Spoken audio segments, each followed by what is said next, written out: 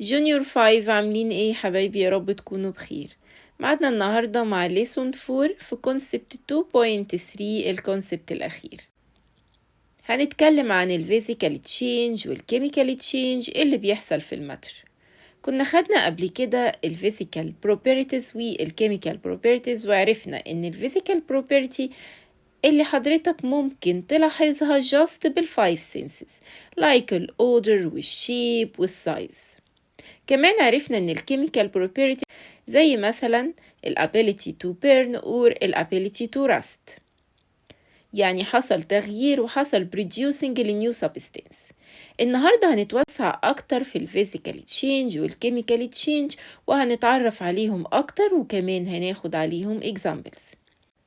هكون معاكم في ساينس ستيشن ساينس اونلاين، بشرح من كتاب المعاصر، وبعد الشرح بنحل اسئله الجيف ريزون والوات هابن الخاصه بالليسون. ياريت لو انتوا اول مره تشوفوني سبسكرايب للقناه ولايك وشير لاي فيديو انزله علشان الكل يستفيد. يلا بينا يا حبايبي نتكلم عن الفيزيكال تشينج. وخدنا قبل كده الميلتنج بروسيس.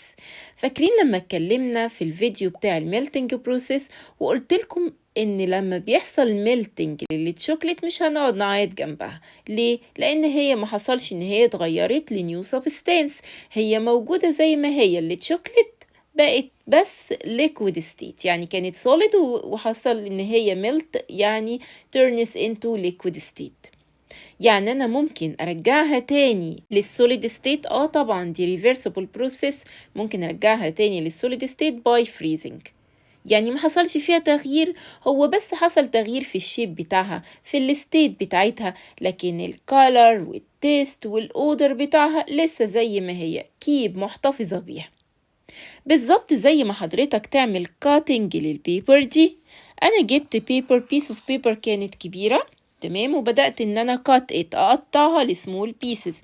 هل البيبر اتغيرت لنيو سبستانس؟ يعني البيبر مثلا بقت حاجة تانية؟ لا، هي ستيل بيبر. انا قادرة ان انا اميزها، قادرة ان انا اشوفها وعارفة ان دي بيبر.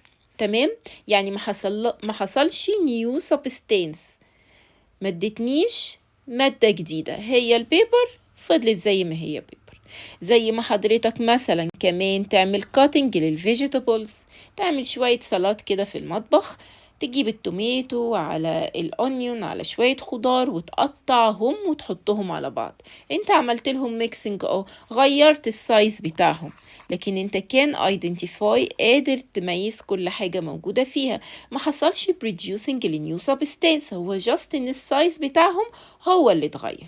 تمام، لكن have the same taste، لسه محتفظين بالتيست بتاعها. التوميتو طعمها توميتو زي ما هي، الأونيون طعمه أونيون زي ما هو.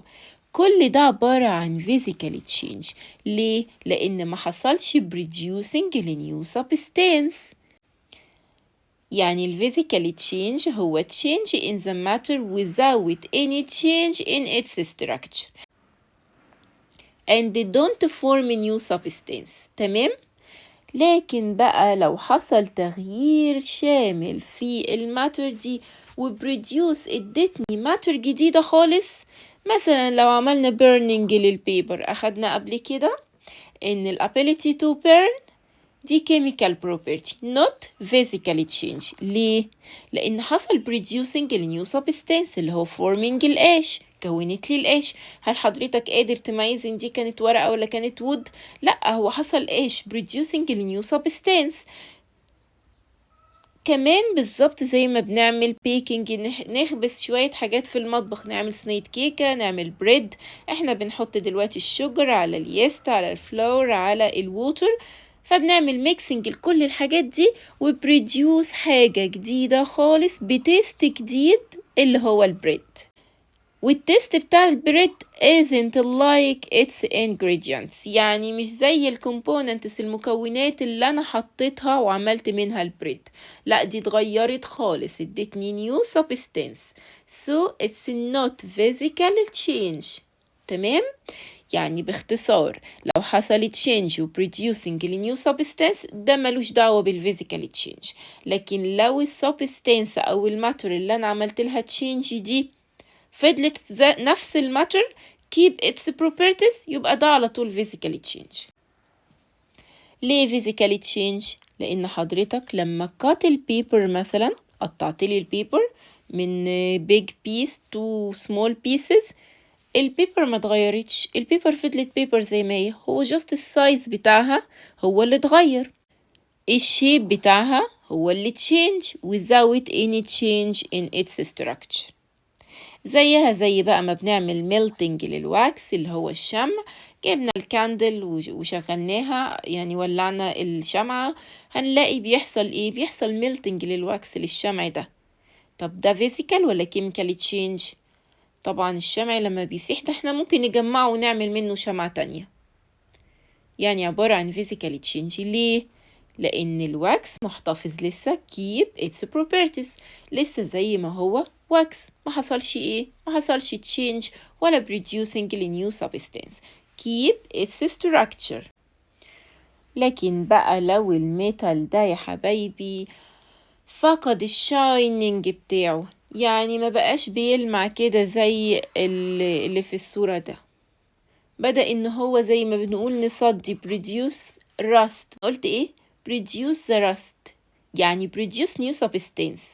طب تفتكروا بقى هو دلوقتي عندي مادة جديدة خالص، عندي حاجة جديدة خالص، وصعب جدا ان انا ارجعها تاني للشايننج شيب بتاعها، ففي الحالة دي طبعا isn't physically change، ده مش physically change، ده chemical change، ده عمل لي new substance. زي ما اتفقنا ال ability to rust، حصل صدى، حصل ان تتكون لي حاجة اسمها iron oxide. يبقى باختصار شديد جدا تاني، الفرق ما بين الفيزيكالي تشينج والنوت فيزيكالي تشينج، في حالة الفيزيكالي تشينج حضرتك ما عملتليش بريديوسنج لنيو سبستانس، الحاجات اللي انت غيرتها قطعتها بس وحطيت لها على بعضها، عملتها ميكسنج زي السلاد، او ان انت cut البيبر into small pieces، او يحصل melting للواكس اللي هو الشمع يعني. لكن لما يحصل producing لنيو سبستانس، زي ما تدخل المطبخ كده وتعمل لي بريد، انا مش شايفة الكومبوننتس اللي انت حطيتها، انا شايفة نيو سبستانس خالص. تمام؟ يبقى ده not physical change. كمان لما يحصل rust، يعني producing new substance اهو، يبقى ده not physical change. طب طالما ان هو not physical change وحصل change كده في الستراكشر، يبقى ايه؟ يبقى chemical change. ليه؟ لان حصل producing new substance وكمان change in the structure of the matter.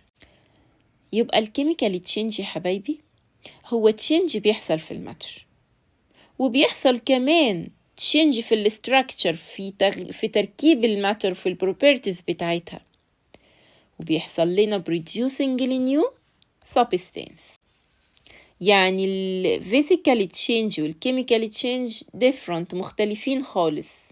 ليه؟ لأن الكيميكال تشينج aren't reversed easily، مش سهل ان انا بعد ما اسيب الايرن يحصل له راست ان انا ارجعه تاني، مش سهل ابدا، ولا هيحصل ان انا بعد ما بعمل بيرنينج للبيبر ان انا ارجعها تاني into paper، لا خالص، isn't reversed easily. تمام؟ لكن الفيزيكال انا شايفة اللي قدامي ده ايه وقادرة احدده. كمان الكيميكال تشينج في نيو سبستانس، في حاجة جديدة خالص اتكونت لي، دي عندها كيميكال بروبرتيز جديدة مختلفة عن الكيميكال بروبرتيز of the original substance. يعني مثلا الراست اللي هو اتكون لي نتيجة ان انا سبت الايرن exposed to the air، فحصل interaction، حصل reaction between الاكسجين والووتر والايرن، حصل forming تكوين لنيو سبستانس اللي هو الايرن اوكسايد.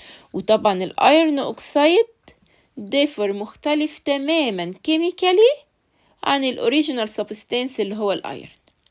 تمام؟ يبقى لما يحصل راستنج للاير، معنى كده ان اتكون لي لاير على الطبقة على الايرن، يعني طبقة جديدة ولونها ريدج كولر، هو ده الايرن اوكسايد يا حبايبي. وطالما في forming لنيو substance يبقى على طول ده chemical change. كمان بالظبط زي ما بنعمل burning للبيبر، عمال اكرر اهو الكيميكال تشينج. بنعمل burning للبيبر فبروديوس نيو substance اللي هو القاش، وطبعا القاش differ مختلف خالص كيميكالي عن البيبر.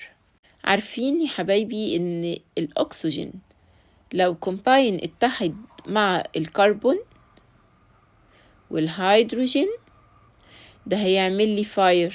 يبقى الأكسجين combines with carbon and hydrogen, they release heat that can start a fire. وده طبعا نتيجة ان هم اتحدوا كيميكالي مع بعض. تمام؟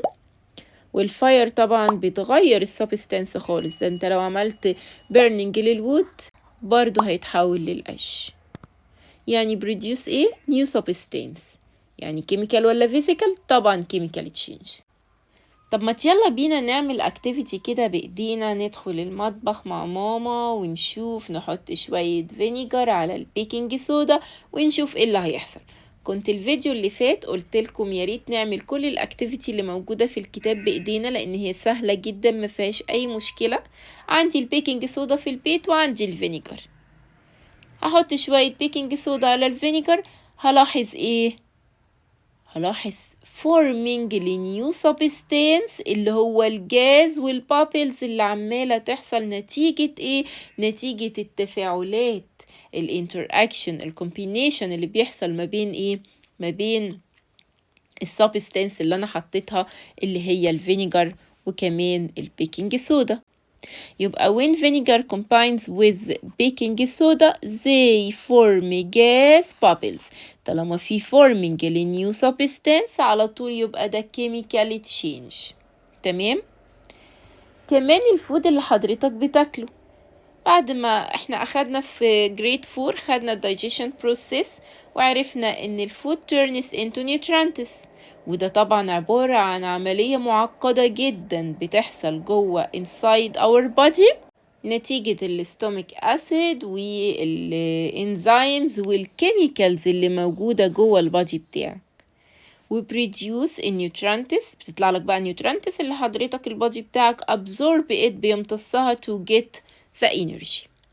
يعني الفود دايجيشن ده عبارة عن chemical change بيحصل inside your body. ليه؟ لأن حصل producing لنيو substance اللي هي النيوترانتس اللي البادي بتاعك محتاجها عشان absorb it to get the energy. الدرس سهل جدا يا حبايبي، يا ريت بس نركز ونفكر شوية. هل اللي change اللي حصل ده reversible؟ يعني قادر ان انا ارجعه تاني، قادر ان انا identify الماتر اللي قدامي، ولا حصل producing لنيو substance مادة جديدة خالص وحصل تغيير في الانجريدينتس والكومبوننتس اللي انا استخدمتها. تمام؟ يلا بينا نتوسع اكتر ونشوف examples اكتر على الفيزيكال والكيميكال properties. بس الاول ما ننساش لايك للفيديو، واي سؤال سيبولي في الكومنتس هجاوب عليكم على طول. كمان جروبات الواتس بسيبها او الكومنت للاستفسارات المجانية. اظن دلوقتي حبايبي بقى سهل جدا ان انت كان differentiate between chemical and physical property والchemical والphysical change اللي ممكن يحصل للماتر. عايزاكم انتوا تقولوا لي بقى في الكومنتس كده، احنا اتفقنا ان الكاتنج بيبر ان احنا change البيبر from تكون بيس كبيرة، قطعة كبيرة، نبدأ نعملها cutting it into small pieces. مش انت قادر تميز دلوقتي البيبر؟ طبعا. so it's physical change، حصل change في الشيب او في السايز على طول يبقى physical change. حصل ان انت عملت شيبنج يعني انت شكلت، مش احنا اتفقنا ان الكبر، فاكرين الكبر كان flexible، كان قادر ان انت تعمل له شيبنج تشكله. طب هو انت لما بتشكله انت بتغير البروبرتيز بتاعته؟ لا خالص، احنا جاست ان احنا غيرنا الشيب بتاعه، عملنا coiling للstraight pieces of wire to form spring مثلا، فده عبارة عن physical change. طيب دخلنا المطبخ وعملنا cutting لشوية fruits، هي الفروتس موجودة زي ما هي fruits، انت لو قطعت لي شوية strawberry انا عارفة ان انت شايفة قدامي الستروبري دي، كان identify the strawberry، ما حصلش تغيير في الستراكتشر. so it's physically change، حصل بس في الشيب والسايز ان هما اتغيروا. طب لو انا عندي كده اور جلاس، اللي هي الاور جلاس اللي هي ساعة الرمل دي، قلبتها، غيرت الشيب بتاعها، هلاقي الساند بتبدأ ان هي تنزل والشيب بتاعها بيتغير. هل الساند اتغيرت بقت نيو سابستنس؟ لا طبعا، هي موجودة في الكونتينر بتاعها زي ما هي ساند. يبقى ده عبارة عن physically change، حصل change in the shape. تمام. طب لو انا جبت بقى بيبر وعملت لها coloring كده، قاعد انت كده فاضي بتتسلى شوية، جبت البيبر وجبت الكالر وبدأت ان انت color the paper. هل البيبر يا حبايبي اتغيرت ادتني نيو سبستانس؟ لا، ده الكالر بتاعها هو اللي اتغير، لونها هو اللي اتغير. لكن البيبر موجودة بيبر، وحضرتك قادر تميز الكالرز اللي موجودة في البيبر، اذا كان يلو، اذا كان ريد، اذا كان جرين، يعني كل حاجة واضحة قدامنا. we keep its structure so it's physically change. كمان لو جبنا شوية drops من الفود colors، لون الطعام كده بيبقى موجود في المطبخ، اسأل مامي عليه، لون من ألوان الطعام بنغير بيه بس ايه شكل الأكل، ما بيغيرش طعمه، ما بيعملش interaction، ما بيعملش ان هو بيتفاعل يعني مع الأكل ولا حاجة، لأ، هو بس بيغير الكالر بتاع الحاجة اللي بيتحط عليها. لو احنا عملنا aiding للدروبس of food colors في كوب موجود فيه water، انا قادرة اميز الووتر وقادرة اميز واعرف انا حطيت which color فيها بالظبط. so it's physically change، ما حصلش producing new substance.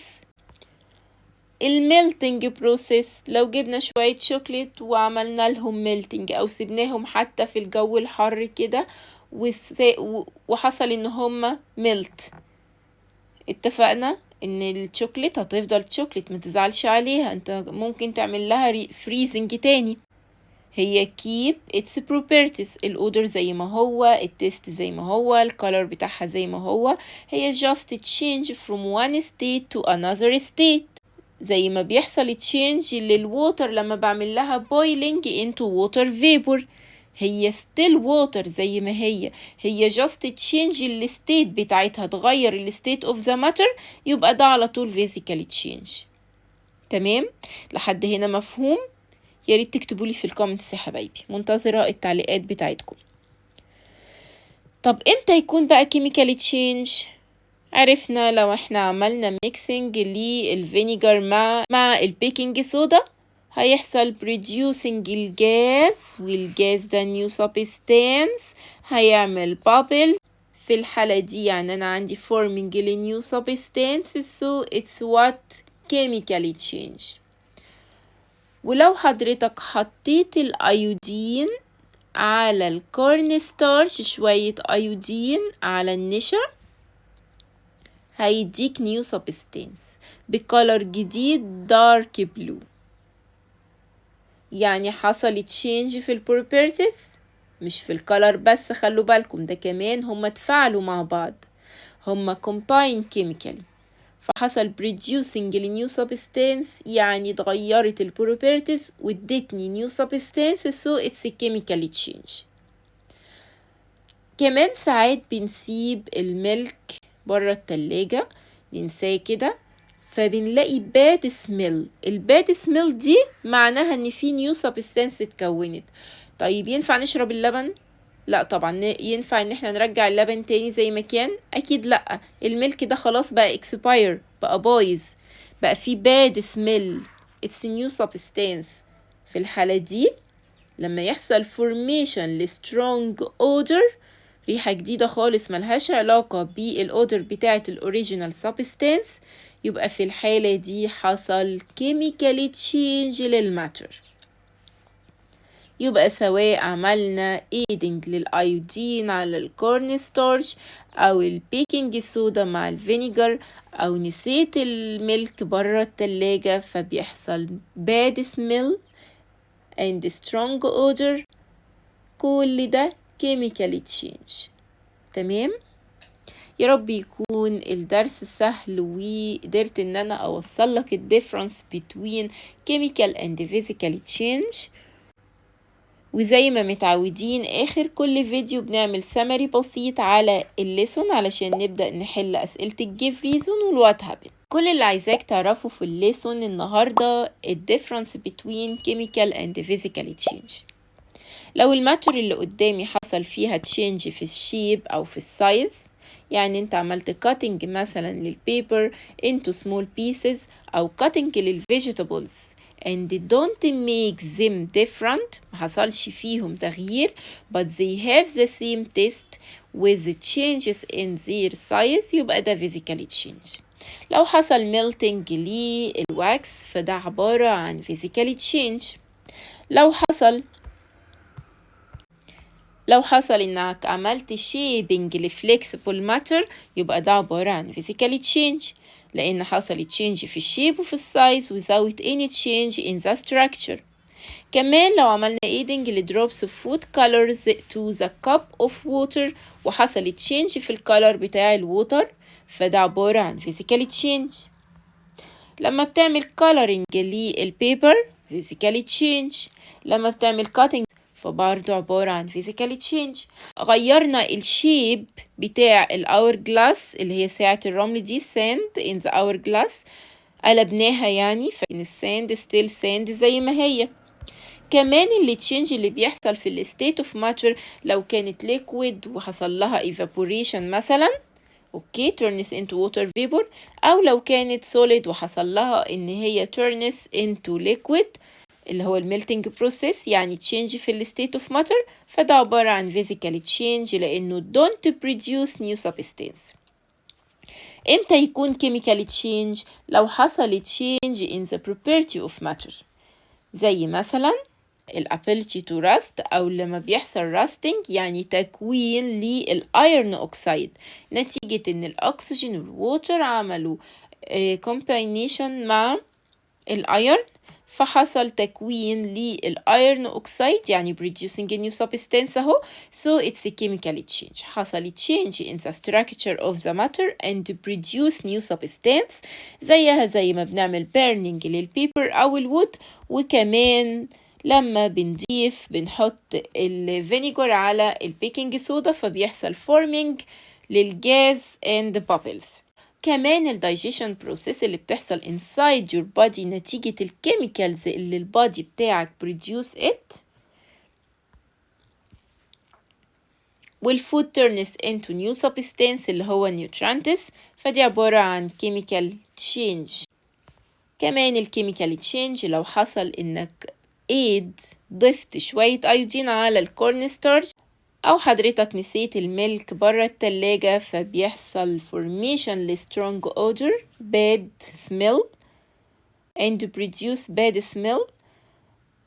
في الحالة دي يعني تكونت لي new substance so it's a chemical change. يلا بينا على الجيف ريزون والوات هابن الخاصة بالليسون. أول سؤال في الجيف ريزون بيقول لحضرتك give reason إن making bread is considered as a chemical change. اتفقنا يا حبايبي طالما في producing new substance يبقى ده على طول إيه؟ chemical change. انت حطيت شوية ingredients، حطيت المكونات اللي هتعمل منها البريد، هل في الآخر طلعت لك نفس الكومبوننتس دي؟ لأ، طلع لك new substance. وكمان التيست بتاع البريد اللي تكون isn't like its ingredients which means that a new substance is formed. ممكن نختصر جدا الموضوع في كلمتين نقول because there is a new substance بين قوسين كده اللي هو البريد and its taste differ مختلف أو isn't like the ingredients. تمام؟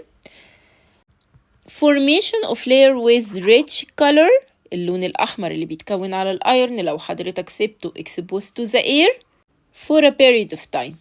انت سبت الأيرن exposed to the air فهيحصل ان الأيرن reacts with oxygen and water فهيحصل formation لنيو substance اللي هو الأيرن أوكسايد اللي هو ايه؟ اللي هو الراست اللي تكون لي على الأيرن. So because when iron reacts with oxygen and water it rusts بيصدي يعني formation لnew substance chemical change. Number 3 gave reason formation of a bad odor when milk is left out of the fridge for several days. سيبنا الملك ونسيناه برا التلاجة شوية days فهيحصل ايه؟ طبعا bad smell due to the chemical change that happens to the milk. مش ده chemical change يا حبايبي؟ اهو حصل formation لنيو substance يبقى due to the chemical change. Number 4 making fruit salad is considered as a physical change. ايوه حضرتك لما بتقطع لي شويه fruits على بعضها انت ما غيرتش الفروتس يعني ما بقتش vegetables، لا هي still keep its properties. So because making fruit salad don't form a new substance. What happens we mix iodine with corn starch؟ هيحصل forming a new substance وكمان الكالر هيتغير into dark blue وده طبعا chemical change يا حبايبي. What happens لو الأكسجين والكربون والهيدروجين are combined together؟ ده خطر جدا، ده ممكن start يعمل لي heat لحد ما start fire، يبقى they release heat that can start a fire. Number 3 what happens when you expose a shiny piece of metal to air اللي هو الأكسجين يعني ما هو الair contain الأكسجين for a long period of time. الميتال ده will lose هيفقد its shining. جربها كده، هات ميتال وسيبه exposed to the air for long period of time هيحصل ايه؟ هيحصل ان الميتال هيفقد الشايننج color بتاعه. يلا بينا نحل السؤال ده كمان. بيقول لي هنا مديني شيب وبيقول لك ليه البالون هيحصل لها inflate when the baking soda in the balloon is mixed with vinegar. لما حطينا الفينيجر على البيكنج السودا حبايبي اتفقنا ان هيحصل producing الجاز bubbles، فده اللي cause inflating of the balloon. جربوها في البيت، العبوا مع الساينس. تمام يا حبايبي؟ يا رب تكونوا استفدتوا، يا رب مننساش نعمل لايك وشير للفيديو. Thank you primary 5.